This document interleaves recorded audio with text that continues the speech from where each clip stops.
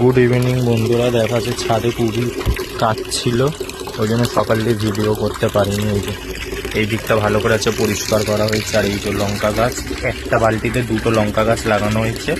এটা হচ্ছে বোমা লঙ্কা, যেটা বুলেট লঙ্কা বলে, আর এটা হচ্ছে মানে লম্বা লঙ্কা, যেটা মানে এই দেখো ফুল মানে হয়েও গেছে লঙ্কা অলরেডি। এই যে আমরা এত লঙ্কার চারা এখান থেকে তুলে তুলে এখন লাগাচ্ছি। এই একটা বালতিতে দুখানাই লাগাবো, দুখানাই হবে। আর এই যে লঙ্কার চারা এবারে আমি খুব লাগিয়েছি। আর এই দেখো মাথা কেটে দিচ্ছিলাম লঙ্কার, এই দেখো কত শাখা বেরিয়েছে, দেখো সাইড সাইডে। এই যে গাছ পুরো এমনি ঝাঁকড়া করতে হবে, তাহলে লঙ্কা পাওয়া যাবে বেশ। এই যে পুরো এই গাছগুলো দেখছো যেমনি ঝাঁকড়ে, এমনি ঝাঁকড়া করতে হবে।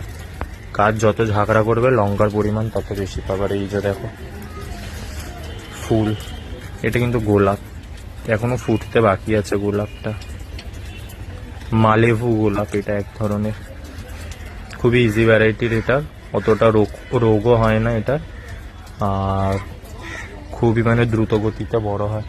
জুমিলিয়ার ফুলটা কেটেছি, এই যে জুমিলিয়ারও মানে ব্রাঞ্চ বেরোবে। এই যে এই আমার জুমিলিয়া গাছ, জুমিলিয়া গাছেরও পরিচর্যা হচ্ছে আস্তে আস্তে।